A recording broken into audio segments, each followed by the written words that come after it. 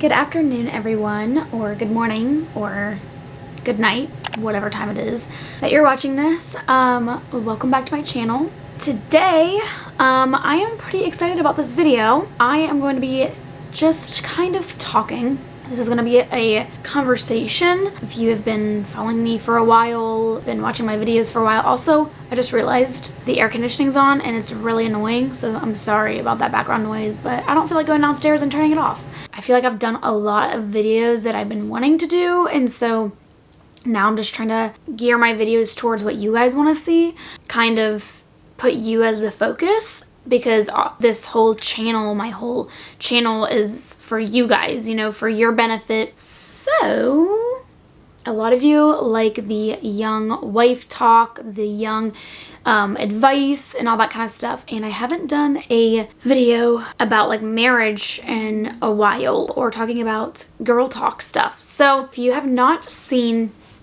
my video about what it's like as a virgin on your wedding night, or what to expect as a virgin on your wedding night, I'll go ahead and link it here, and I'll put the video down there as well. But that video, I kind of explained like why I make those videos and why I talk about sex on my channel.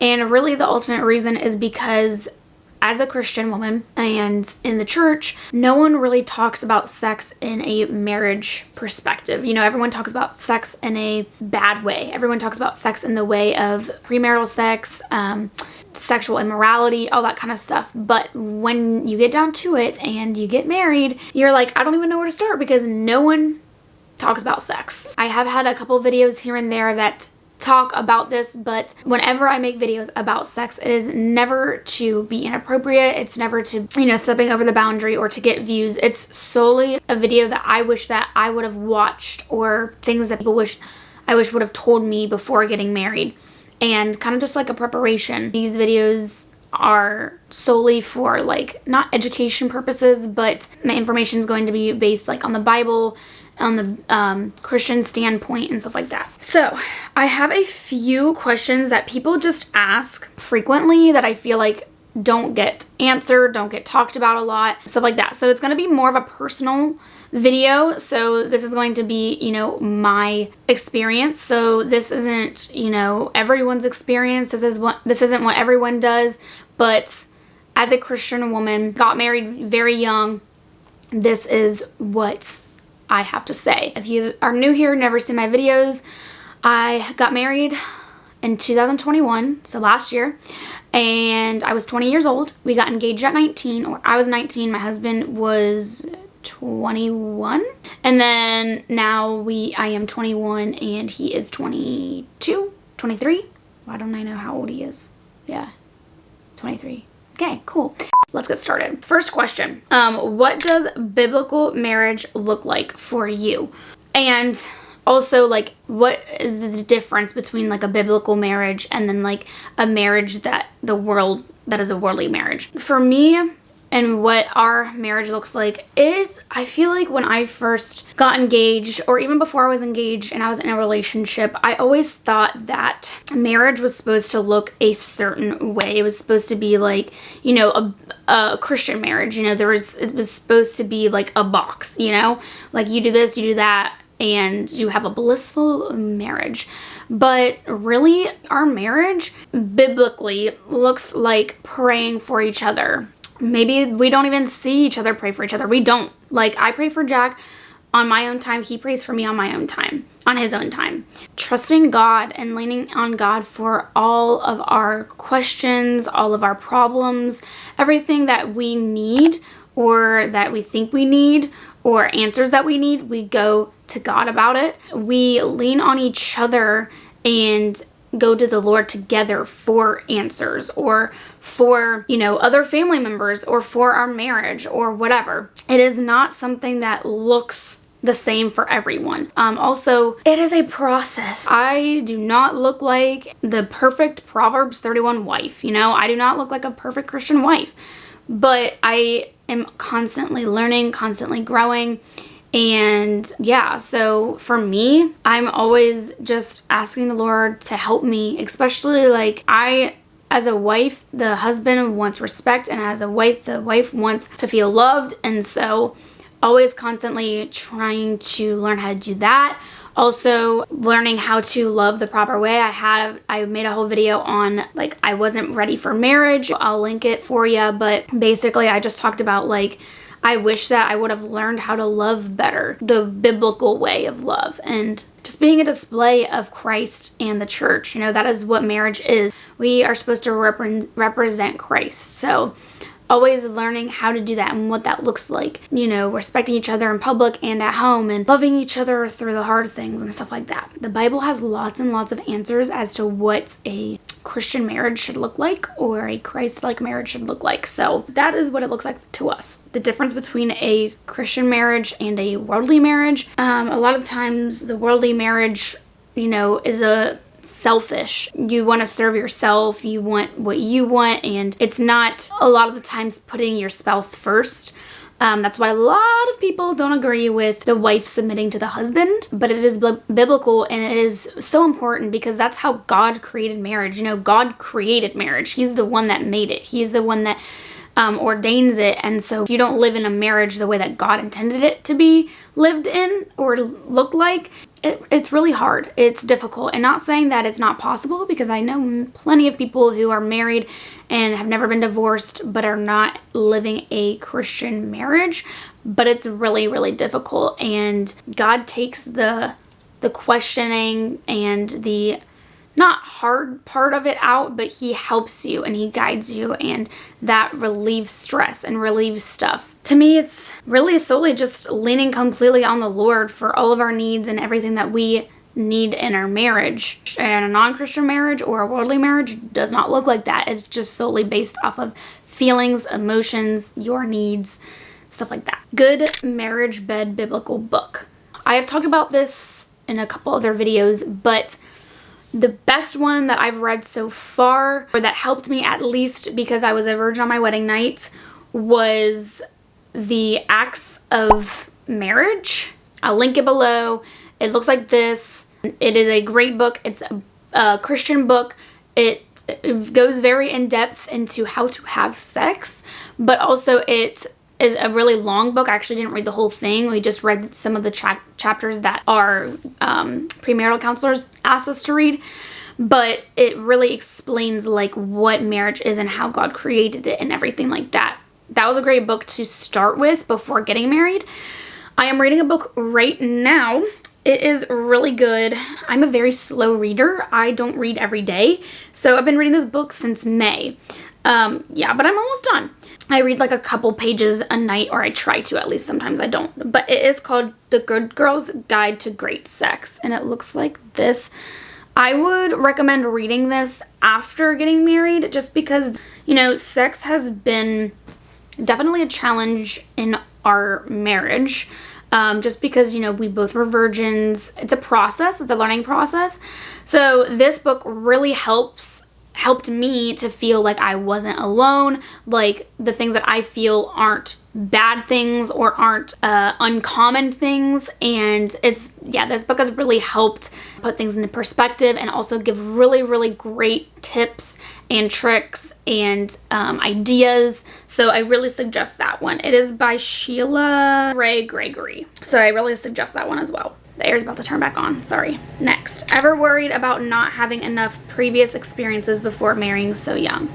I'm gonna be real honest with you guys. Please don't judge me. I always wanted to be a virgin on my wedding night. Even before I was a Christian, my grandma told me like, you should not have sex until after you're married. So I always wanted that, and I always, oh, there's a hair like right in my face. And I always knew I wanted that, and it was never really like a question because I really didn't want to have experiences with other people before I was married. Now, with that being said, since I did not have intercourse with anyone before getting married, I did do other sexual things with other guys. So, but it wasn't like intercourse. So, with that being said, I never worried. It was more so after being married, just because it's been such a process, and sometimes I feel so alone because no one talks about it. I have a small select group of people that I talk to about sex, and they're all married women. And so sometimes it feels lonely. So sometimes I feel like I'm the only one that feels this way. Sometimes I'm like, man, I kind of wish that I would have, you know, had the experience. Not that I was ever going to, and not that I regret waiting, because I don't regret waiting. That's not what I'm saying, because I'm so glad that I've only had sex with one person, and that's my husband, and that we learn together. But sometimes it is just like, is it supposed to be this way? Is it supposed to feel this way? With other stuff, there has been times where I have compared my husband to the previous person that I had, that, you know, we did other stuff other than sex. And so, but also when you get married, and this is something that I want to say, when you get married, Satan will want to attack your marriage and make you not want to have sex. And this is something that Milena Ciciotti said. I heard her say this before I got married, and I was like, girl, you insane, you're crazy. No way.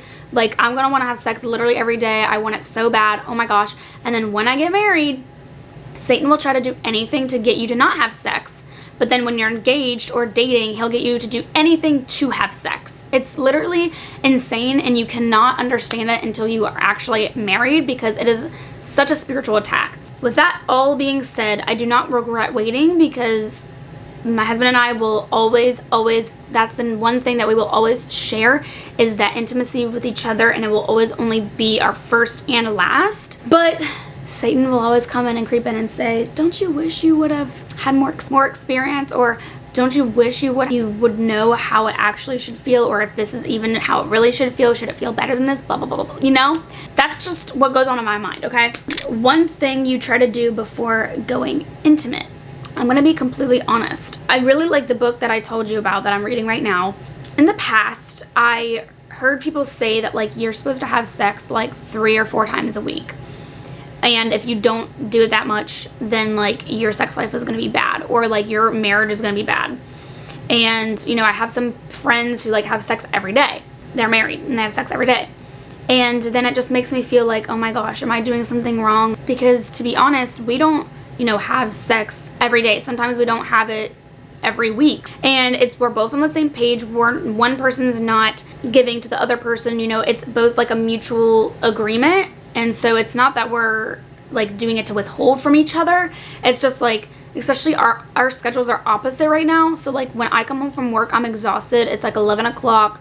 My body is physically exhausted. Like, sometimes, you know, I'll be in the mood.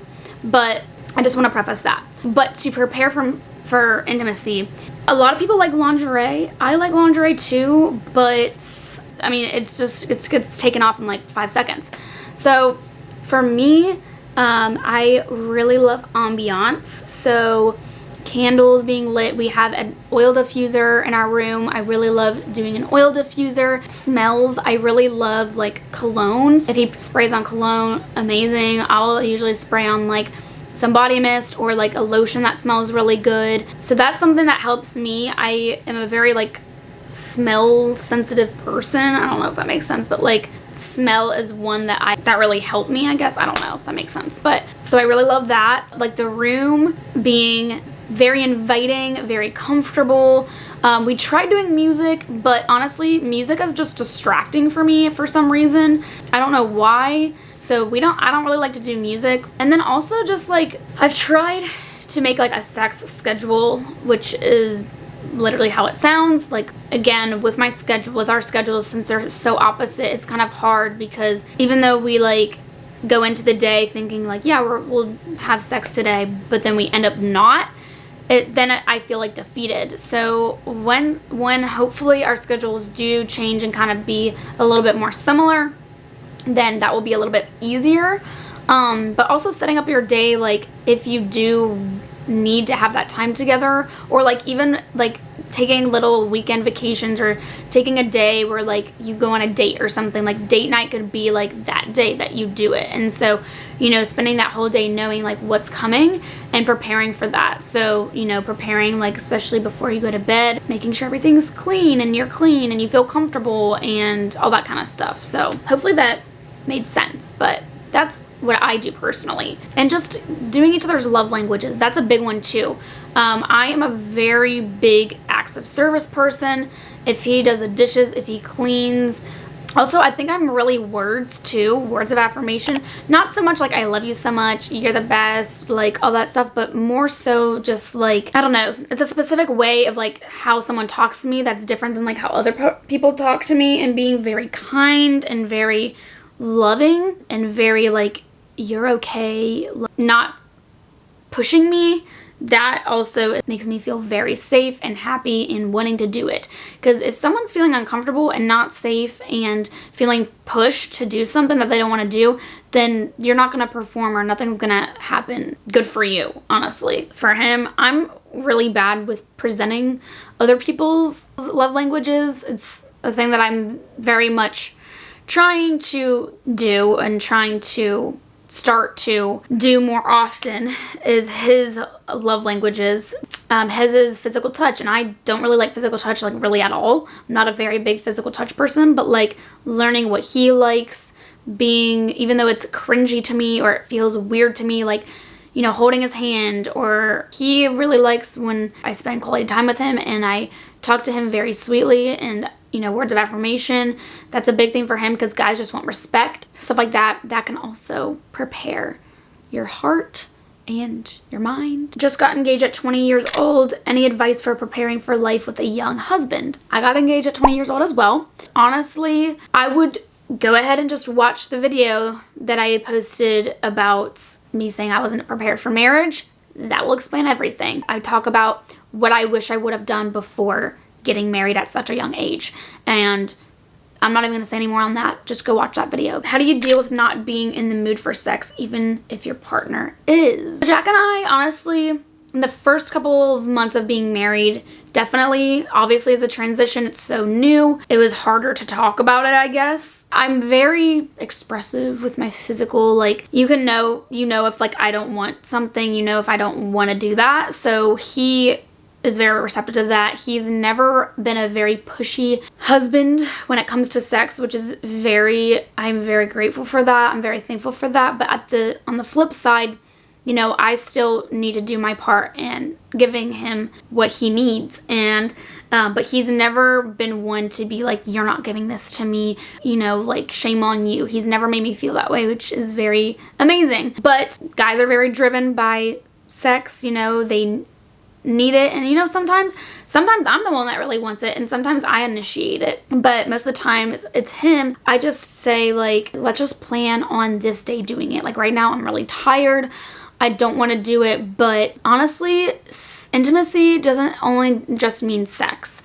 Intimacy can be just laying with each other, cuddling with each other, kissing each other, that stuff. I honestly love that. Like, talking, like pillow talk, like, I love that. And some days, like, we'll go couple days or like a week without like having sex, but it's not like there's been this void that needs to be fulfilled. It's really just honestly like we have intimacy in other ways. And so even like, because I get home so late, we like talk sometimes at night for a while, or we'll cuddle or kiss or whatever, and that really fulfills that. I would just say, like, be vulnerable, be transparent with your partner, but also, you know, make the time, be like, hey, let's do it this day, be prepared, stuff like that. How can an engaged Christian woman learn about sex in a safe and healthy way? Honestly, YouTube is a great resource. There's plenty of very safe and healthy women on YouTube that are Christian based. Of course, if you follow me for a long time, you know I love Milena Ciciotti. Her podcast with her and her husband is amazing as well. I've learned so much, and I learned so much even before getting married from them on their podcast. It's for me and my house. So check that out.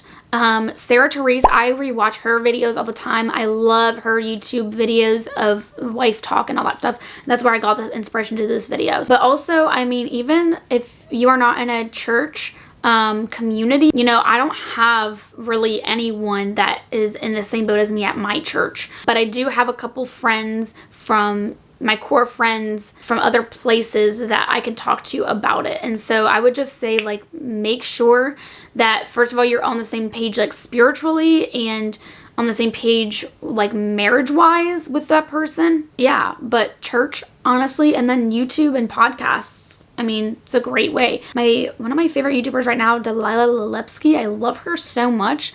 They're great. The Leoppkyslife, I'm sorry if I say that wrong, but she's great too. She's very vulnerable, very transparent. I love her stuff. She's so sweet. But YouTube is a great resource. But what you believe and what you think, you can take that and run with that while you're watching, like, even my videos and stuff like that. Stuff that you don't always have to agree with those people. If you're in the same spiritual walk of life as these people, like, your spirits can really relate to each other, and that's how I know I've really learned so much from them. So, last question. Do you take initiative when you and hubby get intimate, or do you prefer he hints at it first? I'm gonna be honest. I like when I initiate it first. Honestly, because I'm greedy. If you watched me before, you kind of know I have some problems being selfish, especially in marriage.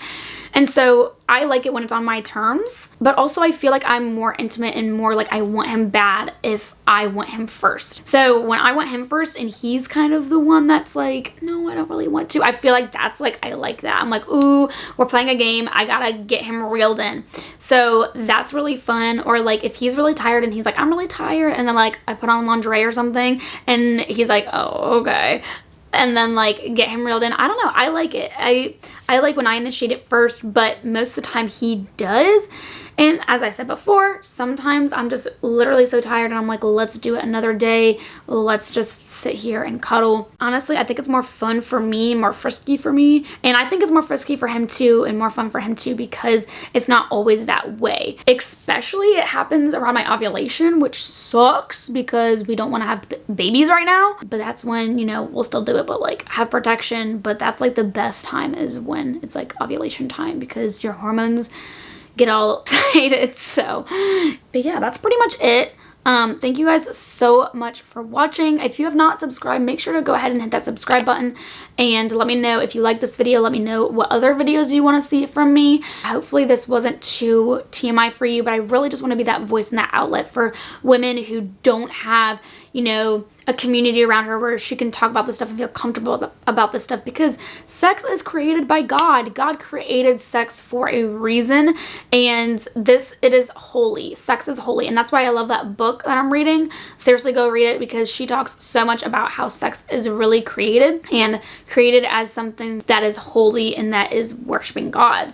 And another book is Sex, Jesus, and the Conversations the Church Forgot to Talk About. I talked about that in another video.